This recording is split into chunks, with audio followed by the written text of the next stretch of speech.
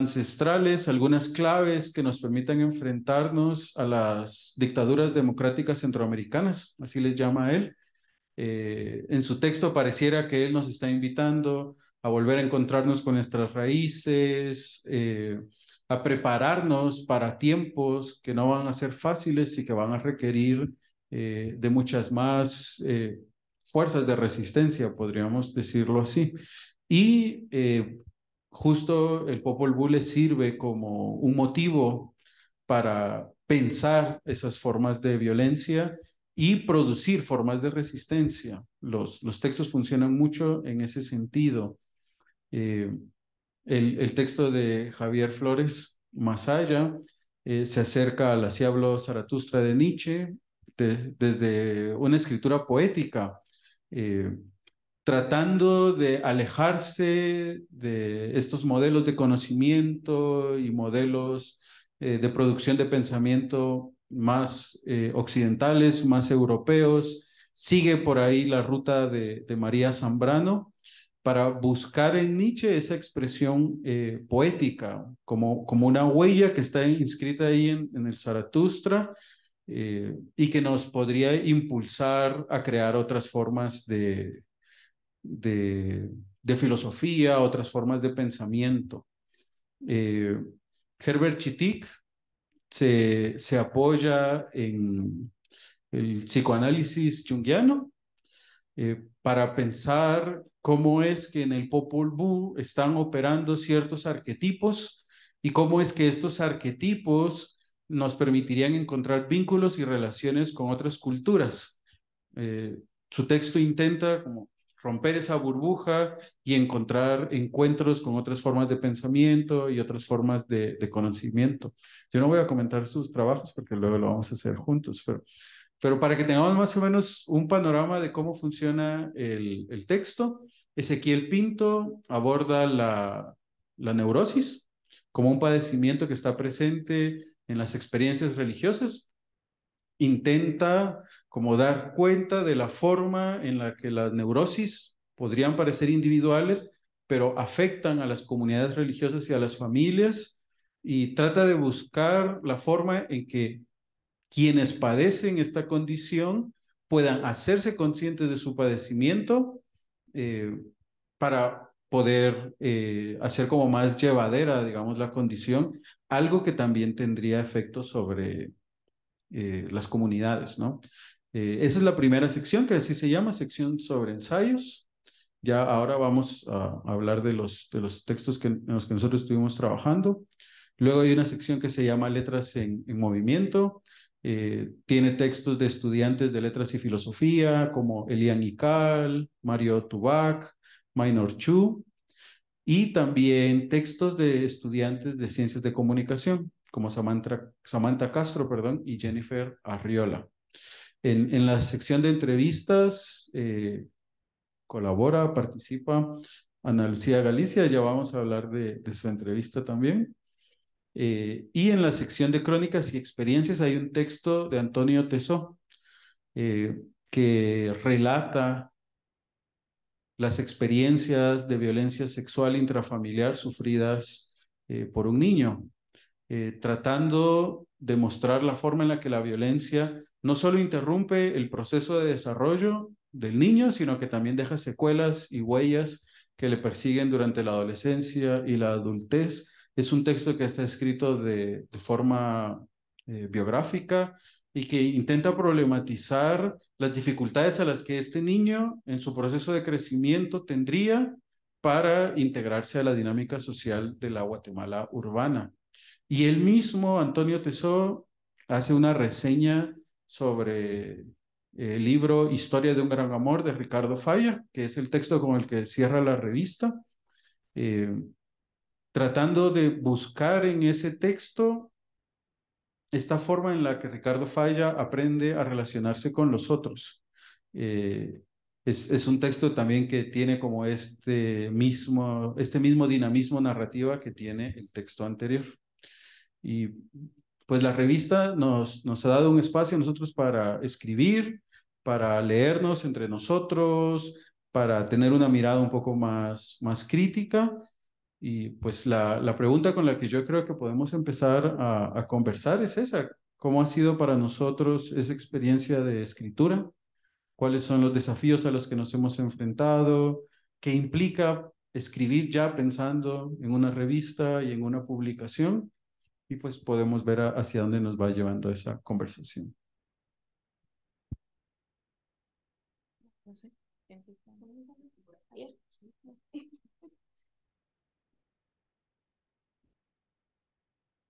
Bueno, la escritura intimida un poco, la verdad, cuando uno piensa en una revista, ¿verdad? Como académica, en cuestión del formato, ¿verdad? O sea, siento yo que a veces sentía muy limitante esta idea de que un ensayo académico no puede tener metáforas, no puede irse como por las ramas y explorar un poco, experimentar, ¿verdad? Entonces, es un poco la experiencia que yo tuve en el pasado, ¿verdad? Con otros trabajos. Entonces, esa misma como dificultad eh, fue la que me hizo reflexionar sobre, no sé si puedo hablar de una vez de, como el, sí, eh, del Zaratustra, ¿verdad? Porque yo empecé a reflexionar sobre eso en el contexto de una clase que llevamos sobre filosofías del siglo XIX.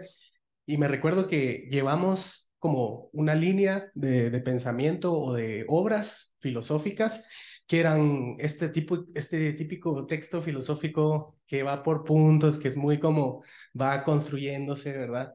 Y tiene un formato, tiene un lenguaje, va siguiendo como esta forma. Y entonces en el pensum, digamos, estaba el Zaratustra, pero nunca lo leímos, ¿verdad? Para ese, porque creo que no dio tiempo y así. Entonces, a mí me llamó la atención cómo es que encaja entonces este libro que experimenta, que se suelta, ¿verdad? Que es como mucho más, eh, que corre más por un ámbito más poético, ¿verdad?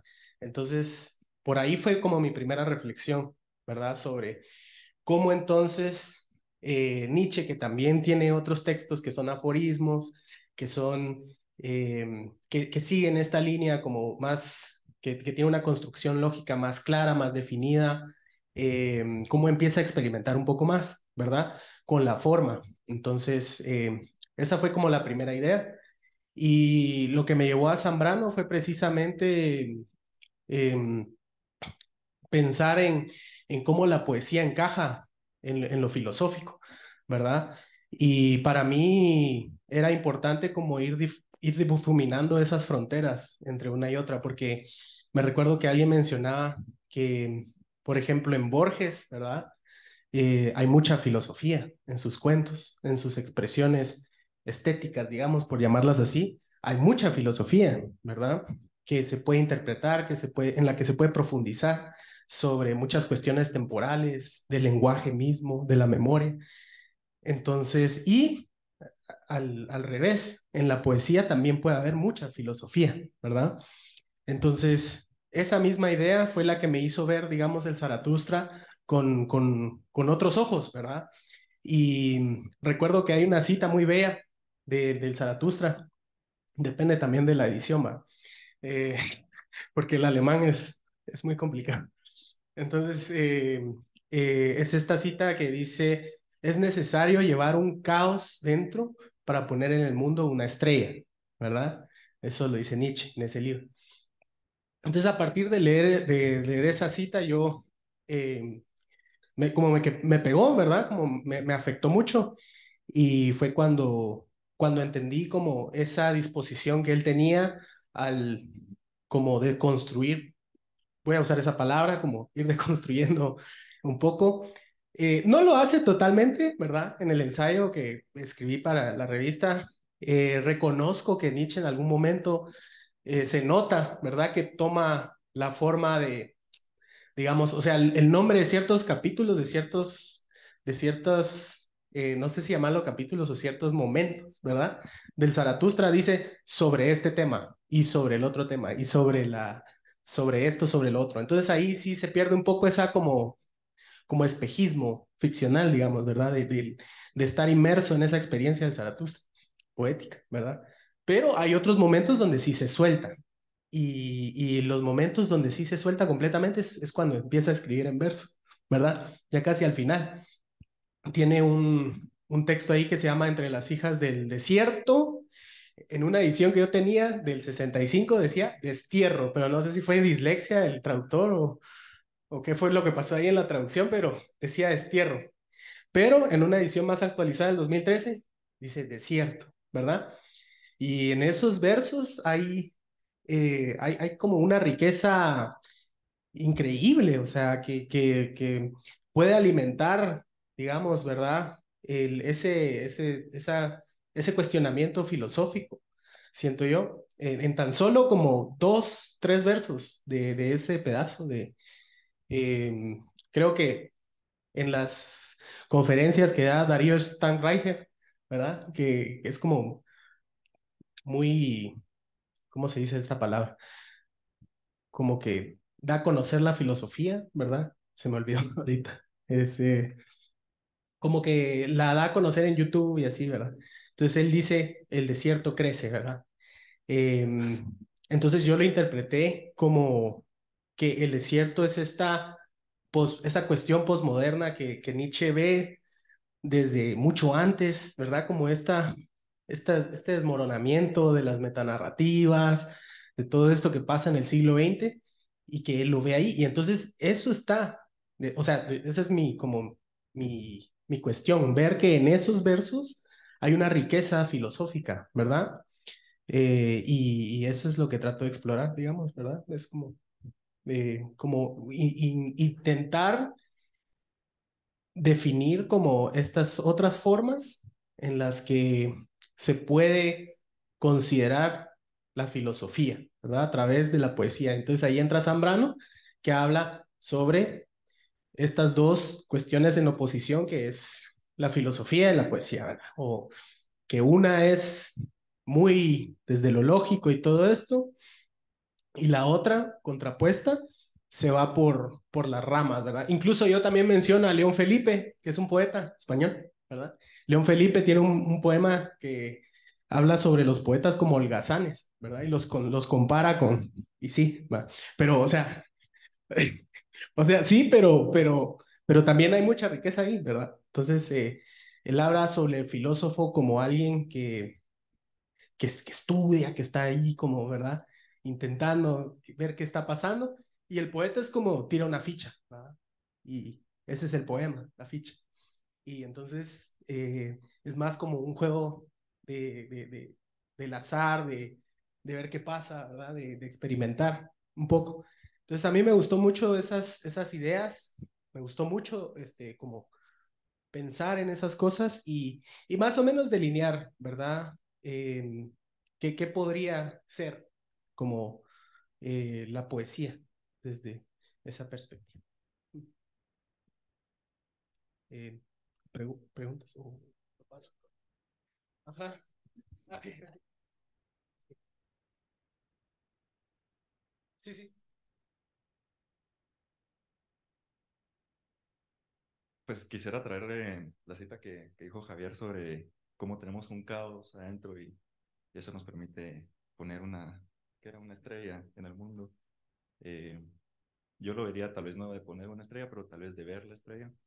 Y ahí es donde entra en mi texto ese concepto del cinismo, eh, donde trato como de darle una vuelta a la noción que uno normalmente tiene sobre el cinismo, para ponerlo en una posición en donde esa actitud que uno tiene de sarcasmo o de ironía o de cierto pesimismo hacia la situación, hacia el mundo, la realidad, puede causar de cierta manera eh, una fuerza en uno mismo para poder enfrentar la situación. Yo en el ensayo estoy hablando de varios poetas guatemaltecos de posguerra y eh, efectivamente en sus textos se nota un desánimo, una desesperanza, pero esa misma desesperanza que está en el texto, en el poema, les está dando una cierta forma de lidiar con su situación. Y yo lo traigo también con la forma en que veo la escritura. Y tal vez lo relaciono a fantasmas otra vez, porque veo la escritura como un relacionarse a uno mismo de forma espectral. Uno está haciendo una muerte de un yo, digamos, en su texto. Uno lo está plantando ahí. Y esa forma de salirse uno de sí mismo es, yo diría, una forma de liberación, como lo trato en el ensayo. Y pues esa es la escritura, más que todo. Yo no tenía pensado publicar. Tuve la suerte de que Carlos Gerardo me, me buscó y me pidió el texto. Y sí, tuve suerte en ese sentido. Eh, y no sé. ahí-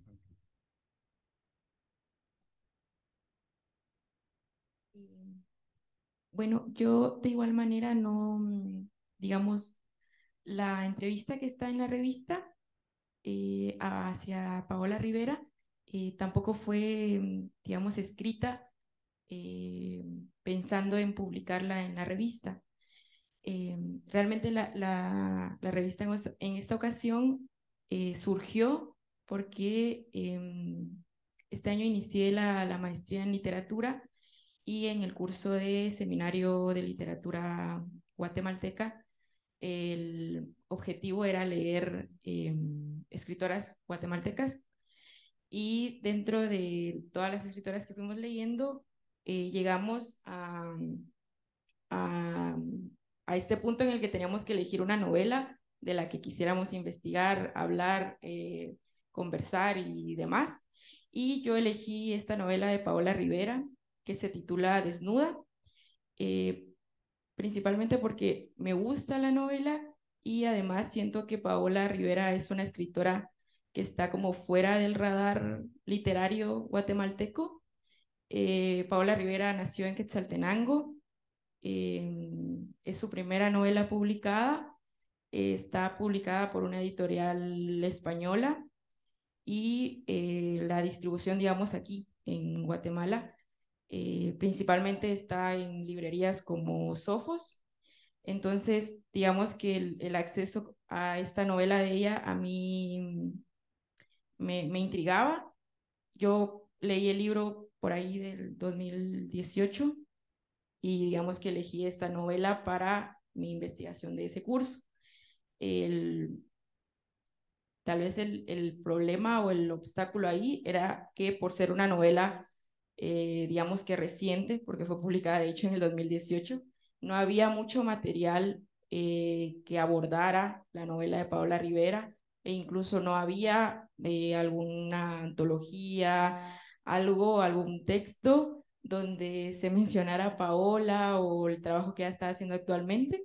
Entonces, la entrevista surge porque como no tenía como este material, eh, pues lo que tenía que hacer era acercarme a ella, ¿verdad? Si quería como una fuente, la fuente principal era ella, entonces yo la contacté y tuvimos una entrevista que no, que digamos, mi intención era saber cómo surgió esta novela.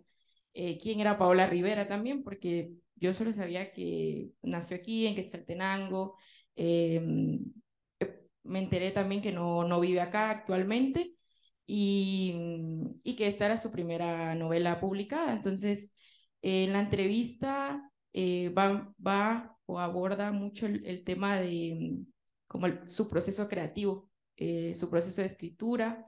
Ella se fue a Madrid a estudiar un máster en escritura creativa y la novela surge de este máster, es como su trabajo final, y entonces ella relata en la entrevista cómo fue su proceso creativo en cuanto a la escritura, eh, cómo para ella la escritura es, digamos que un ejercicio diario y un ejercicio serio y un ejercicio en el que se comprometió aproximadamente unos 6 meses en el que ella se dedicó completamente a escribir y a terminar su novela.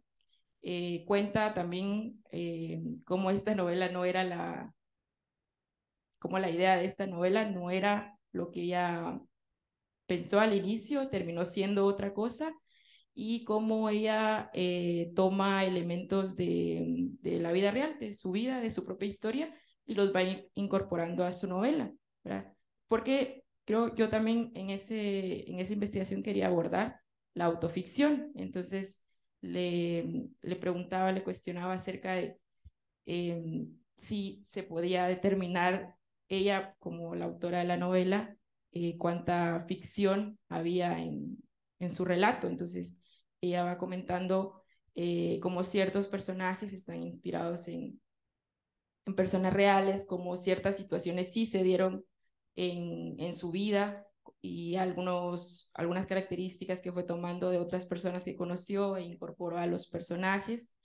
Y, y bueno, también siguiendo con el ejercicio de la escritura, lo que ella escribía actualmente, que está interesada en seguir publicando, y también lo interesante que fue su proceso de publicación. Ella no está publicada en ninguna editorial local, ¿verdad? O sea, nacional. eh, y cómo fue el proceso incluso de que la publicaran en una editorial fuera del país. En este caso es la editorial Tres Hermanas, que es española. Y bueno, entonces la conversación iba muy a lo que yo quería llegar, era precisamente eso, cómo había surgido la novela, también por otro lado quién era Paola Rivera, y cuenta un poco también su acercamiento a la literatura desde adolescente y de cómo se decide estudiar escritura creativa. Entonces me pareció que, bueno, que la entrevista fue hecha no con la intención de, de publicarla en la revista, pero luego se fue dando, también gracias a Carlos Gerardo, y entonces también me parece interesante como nombrar a esta escritora que parece que está precisamente eso, fuera como del radar o como que pasa desapercibida, y, y realmente en lo personal a mí me interesa lo que ella escribe, desde dónde escribe. Creo que eso también lo menciona en la entrevista. Y bueno, creo que ese fue el reto. Luego, bueno, que fue una entrevista eh, por videollamada. Entonces luego ya me tocó como transcribir esta entrevista, darle forma también de entrevista, porque creo que Paola Rivera es una escritora que es muy, muy abierta, muy, como que te hace sentir muy cercana cuando estás conversando con ella. Entonces te va contando ahí algunos detalles. Entonces ya luego la parte de editar esta entrevista, eliminar ahí las cosas que se estaban repitiendo, darle algún orden, porque ya yo tenía como preguntas, y ya luego ella fue contestando algunas, y bueno, como esta parte ya de ordenarla. Y así fue como surgió la entrevista que está en la revista. Gracias. Bueno, yo también, mi texto resultó un poco de esta inquietud siempre de buscar sobre las escritoras femeninas, ¿verdad? Y también fue producto de un trabajo final. De hecho, el texto que yo tengo en la revista fue para el curso de Teoría Literaria 3, en el que vimos justo teoría literaria de Centroamérica. Y al final del curso yo me quedé con esa sensación de, bueno, pero qué pasó con las escritoras, ¿verdad? Y siempre eso es lo que me mueve como a buscar. Entonces comenzó ese proceso de ir a ver como qué encontraba, qué escritoras habían en Centroamérica, porque a veces parece que no hay muchas, pero la verdad lo que yo descubrí en mi investigación es que sí hay una larguísima tradición que se remonta hasta finales del siglo XIX y es muy importante. Lo que pasa es que queda justo fuera del radar, ¿verdad? Y Y entonces de repente en esa búsqueda me encontré con Consuelo Mesa Márquez, que es esta teórica crítica literaria, socioliteraria, y ella ha hecho como este gran trabajo de tratar de recuperar, ¿verdad? Recuperar las escritoras, recuperar sus cuentos. Ella tiene una antología que tiene muchísimos cuentos de distintas escritoras centroamericanas. Y de nuevo, entonces con ella me basé para mi trabajo, para la teoría, digamos, la parte de teoría fue mayormente con ella. Luego, en lo que me centro más que nada en el texto es en aquellas... mi pregunta es, ¿qué es lo que están haciendo las escritoras centroamericanas de posguerra en su narrativa, básicamente? Y es muy interesante porque después de todos estos procesos bien convulsos que se dieron en los 90 aquí en Centroamérica, hay una reconfiguración de las subjetividades bien importante, ¿verdad? Pero justamente me enfoqué en ver qué pasaba con las subjetividades femeninas en su escritura, qué era lo que ellas estaban haciendo. Y en muchos de estos cuentos, lo que se ve es que ellas tienen una voz como totalmente distinta a la voz masculina predominante y, y hacen cosas increíbles, cosas distintas. Ellas tienen como una voz muy imaginativa, muy utópica, siempre queda eso de sus textos. Y eso es algo como bien lindo, ¿verdad? Para analizar. Fue justo lo que yo hago en la parte final de mi texto, es analizar 3 cuentos de 3 escritoras distintas y ver qué pasa. Entonces, lo que se ve es que ellas están como tratando de reescribir esta subjetividad, ¿verdad? De posicionarse en el momento en el que están y de ver cómo es que realmente las está afectando estas estructuras de violencias, ¿verdad? Que no son solo políticas, sino también son patriarcales. Y por eso siempre hay como esta insistencia en hacer historias que mezclen lo público con lo privado. Siempre es como esto de disolver estos espacios. Y de hacer una narrativa distinta que de nuevo se diferencia mucho de la voz masculina y eso fue lo que traté de hacer en el texto. Yo no lo estaba escribiendo con el pensamiento de publicarlo tampoco, fue más por esta inquietud y creo que uno de los retos a los que me enfrenté fue cabal esto de que no hay mucho, o sea, la verdad es que no se dice mucho de eso que yo quería, o sea, tan situado, ¿verdad? De las narradoras centroamericanas de posguerra. Entonces, tocó como pensar bastante y de la mano con Mesa Márquez, que es como la que más trabajo ha hecho sobre esto, pues ya salió el análisis y la propuesta que yo hago, que es como ir viendo, ¿verdad? De qué manera se están diferenciando ellas literariamente.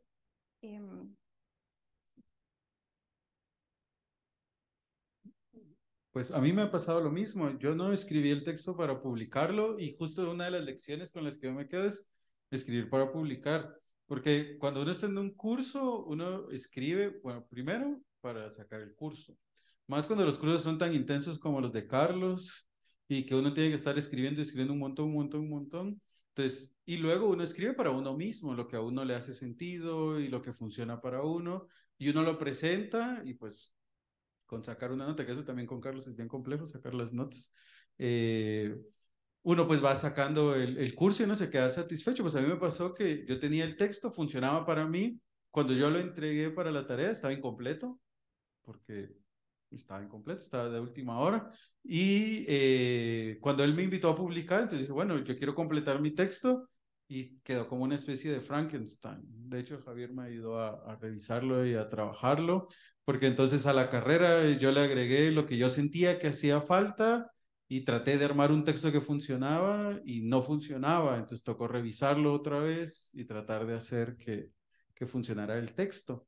Y pues lo que me movía a mí era también leyendo La estética del cinismo de Beatriz Cortés, había algo ahí que me hacía mucho ruido. Me hacía mucho ruido la forma en la que ella leía particularmente Kierkegaard y a Nietzsche, eh, y había algo que no me terminaba de funcionar. Y más cuando ella hablaba de la estética del cinismo como una categoría que podía dar cuenta de la literatura centroamericana de posguerra, me parecía que estaba estableciendo como un canon que hacía que ciertos otros textos pasaran por debajo del radar y que eran textos con los que yo me había encontrado y que me afectaban de otra forma y que me hacían decir otras cosas. Yo ya tenía como cierto acercamiento a algunos de los textos que ella trabaja en la estética del cinismo. Ella hace como una distinción, ella habla de la posguerra, como desde este desencanto, digamos, por las grandes utopías y por las grandes gestas revolucionarias, como oponiéndola a esta melancolía, digamos, de los grandes revolucionarios y de la literatura de la guerra. Y entonces a mí me parecía que si bien esa distinción funcionaba, digamos, para montar una estética del cinismo, no necesariamente implicaba sensibilidades distintas, que a lo mejor la misma sensibilidad que ella nombraba del desencanto era la misma sensibilidad de los grandes revolucionarios, porque también ahí hay otro canon, digamos, de ciertos escritores que pasan y otros escritores y escritoras particularmente que se quedan por fuera. Y entonces yo en el texto utilizo la matriz de la colonialidad para problematizar esa distinción e intento mostrar que a lo mejor la estética del cinismo y esta subjetividad desencantada de la que habla ella opera desde la misma matriz colonial como lo hace la subjetividad esta melancólica de entreguerras, digamos, o de la guerra, perdón.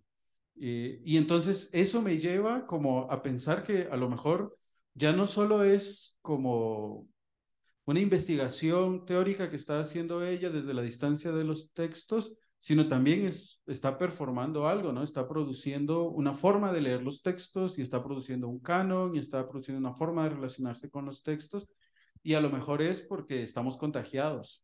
Entonces, lo que yo hago es como interrumpir esa lectura utilizando la categoría necrofilia que me funciona para eso y pensar cómo es que tanto esta subjetividad melancólica de las grandes gestas revolucionarias de Mario Roberto Morales, de el Bolo Flores, etcétera, etcétera, etcétera, a lo mejor como que contiene ese mismo ingrediente que esta otra subjetividad desencantada de posguerra, la de Palleras y compañía, ¿no? Y cómo es que entonces está inscrito ahí como un deseo, digamos, y un apetito por la muerte y la producción necrofílica de lo otro para alimentarse de la muerte de lo otro y afirmarse de lo otro. E incluso me parece que las lecturas que ella misma hace de Nietzsche y de Kierkegaard reproducen la misma dinámica, digamos. Es como no querer ver la estrella, digamos, siguiendo lo que tú estabas comentando. Y entonces lo que yo propongo es como interrumpir, digamos, esa subjetividad con una categoría que yo he aprendido de Sueli Roldick, que es la antropofagia, y la forma en la que ella lo utiliza, que entonces ya no implica alimentarse de la muerte de lo otro, sino implica como el encuentro, como alimentarse de lo otro, digamos, pero en la potencia tanto de lo otro como de lo propio, digamos, un encuentro, un banquete, una ceremonia de brujería, como lo decíamos hace un rato. Y eso me lleva a explorar otros textos. A mí me han afectado mucho los relatos de Claudia Hernández, de El Salvador, y de Aida Toledo, particularmente dos textos, Abuelo de Claudia Hernández y La coleccionista.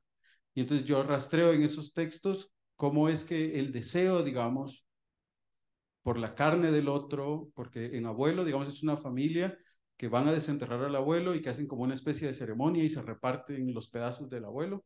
Y en La coleccionista es la protagonista, perdón, empieza a ir la protagonista no come en su casa más que café con pan, digamos. Entonces acostumbra a ir al cementerio y encuentra pedacitos de carne que empieza a comerse.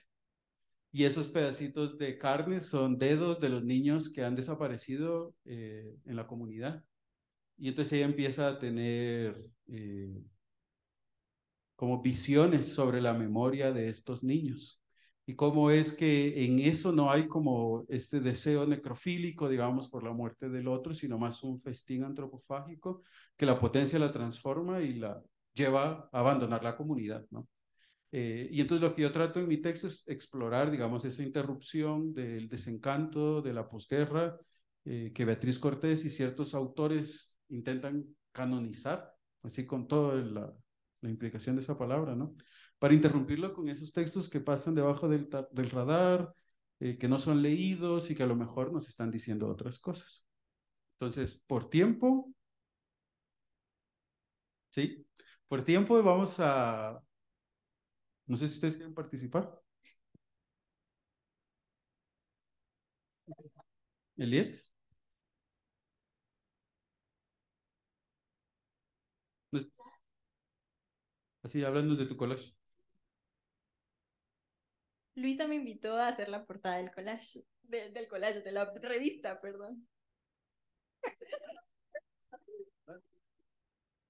No, ya lo viste en la ponencia anterior. No significa nada, ya nos dijo que no significa nada, que ni le pregunten.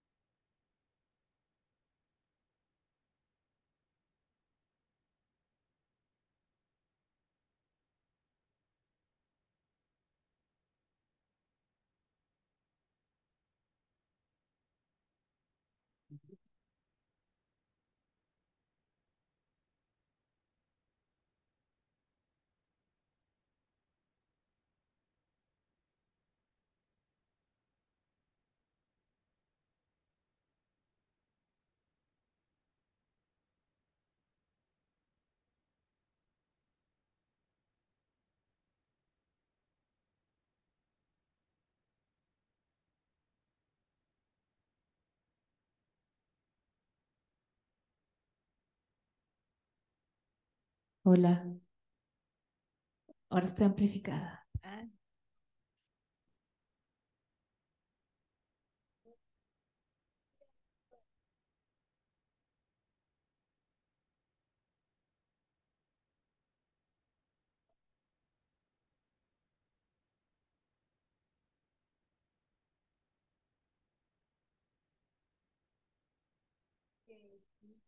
es una presentación completa, ¿verdad? Que implica que nos parecida, de repente, de repente, estamos en la misma de creer en lo que uno está proponiendo.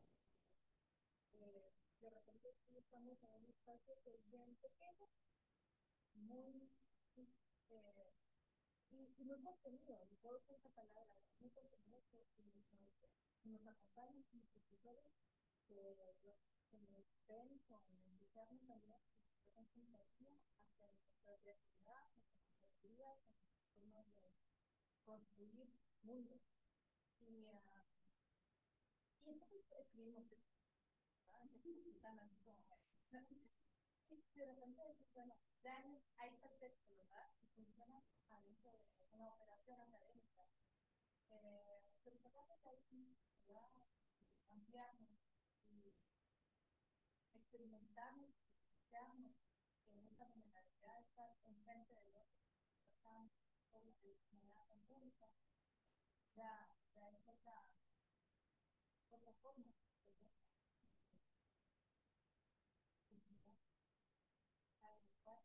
También me van a compañeras, pero sí, están y bueno,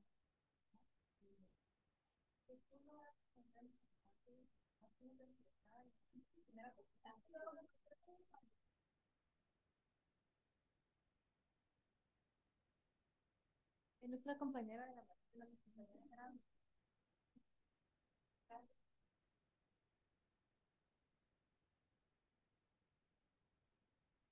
Sí, me llamó la atención que decían, yo no escribí para publicar. Pues en general, eso es un poco una trampa a veces, ¿no? Cuando uno escribe para publicar o cuando la motivación es que hay una publicación esperándote porque ya tenés una expectativa concreta, ¿verdad? A veces pues también hay quienes caen en escribir para publicar y luego, digamos, esa sumersión en un proceso, en una preocupación constante, de pronto por ratos puede perderse de vista, así que está bueno seguir escribiendo sin tener necesariamente una publicación a la vista. Pero dicho eso, sí, también la BATS y otras iniciativas que tenemos ahora que también tengo a mi cargo las publicaciones de la Facultad de Humanidades, es darle un espacio, darle un lugar a esos ejercicios maravillosos que sabemos que siempre se están dando, que siempre están surgiendo, y a mí me parecía tristísimo, por ejemplo, cuando yo he dado clases que me entregan unos ensayos extraordinarios, que veo estos procesos también creativos y saber que solo yo los vi al final del día para ponerles una nota y pues procurar atenderlos de la mejor manera, pero eh, me quedo siempre con esta sensación de esto lo tiene que ver el mundo, esto tiene que entrar también en esa jugada, en ese diálogo, ser acogido por otras y otros que también están pensando de pronto cosas similares o todavía no saben que lo están buscando, pero por ahí pueden irlo encontrando. Entonces, eso es en gran parte el propósito de la BATS, y también les doy la primicia, una nueva revista que vamos a lanzar el otro año, que se vuelva un espacio para que todos, todas, todes sigamos encontrando donde eso, plasmar esos procesos o esos registros de procesos profundos, complejos que ya estamos llevando. Se va a llamar Difracciones, la nueva revista.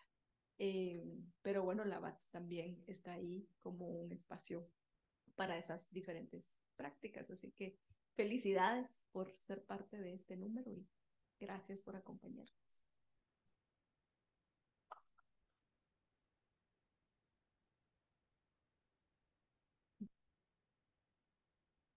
Bueno, si nadie tiene algo más que decir, chao.